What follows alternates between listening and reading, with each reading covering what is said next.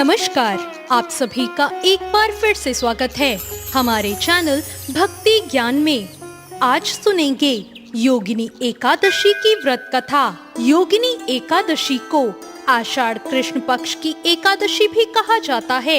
एक बार धर्मराज युधिष्ठिर ने भगवान श्री कृष्ण से इस एकादशी व्रत के महत्व और पूजा विधि के बारे में बताने का आग्रह किया। तब भगवान श्री कृष्ण ने युधिष्ठिर से कहा कि आषाढ़ कृष्ण पक्ष की एकादशी को योगिनी एकादशी कहते हैं।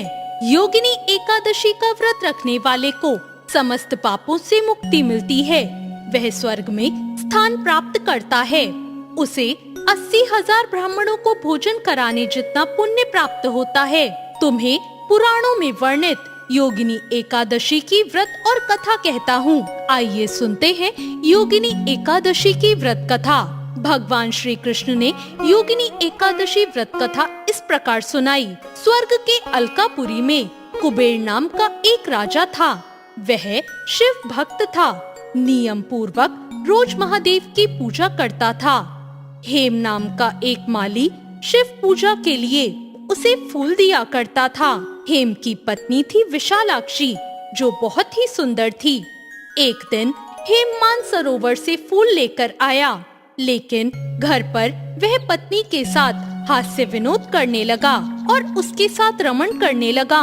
दूसरी ओर राजा कुबेर हेम के पुष्प को लेकर आने का इंतजार करता रहा। दोपहर हो गई, लेकिन हेम नहीं आया। उसने सिपाहियों को माली के घर भेजा ताकि वो पता लगा सके कि वो क्यों नहीं आया।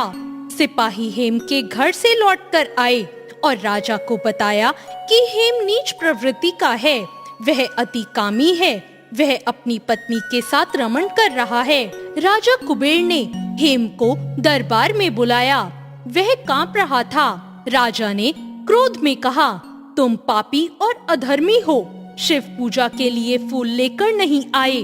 तुमने भगवान भोलेनाथ का अनादर किया है, तुम श्राप के योग्य हो। राजा ने हेम को श्राप दिया कि वे पृथ्वी लोक पर जाकर कोढ़ी होगा और पत्नी का वियोग सहन करेगा।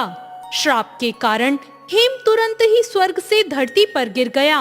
उसके पूरे शरीर में सफेद कोढ़ हो गया। उसकी पत्नी भी कहीं गायब हो गई। धरती पर उसने बहुत से दुख भोगे। जंगल में वो बिना भोजन और पानी के भटकता रहा। रात में सो नहीं पाता था। शिव कृपा से उसे पिछले जन्म की बातें याद आई। एक दिन वह मार्कंडे ऋषि के आश्रम में जा पहुंचा। उसने मार्कंडे ऋषि के पैर पकड़ लिए और अपनी पूरी कहानी उन्हें सुनाई। तब मार्कंडे ऋषि ने कहा कि वो एक व्रत के बारे में बता रहे हैं, जिसे करने से उसका उद्धार हो जाएगा। उन्होंने कहा, यदि तुम आषाढ़ कृष्ण पक्ष की एकादशी तिथि का व्रत करोगे तो तुम पाप मुक्त हो जाओगे।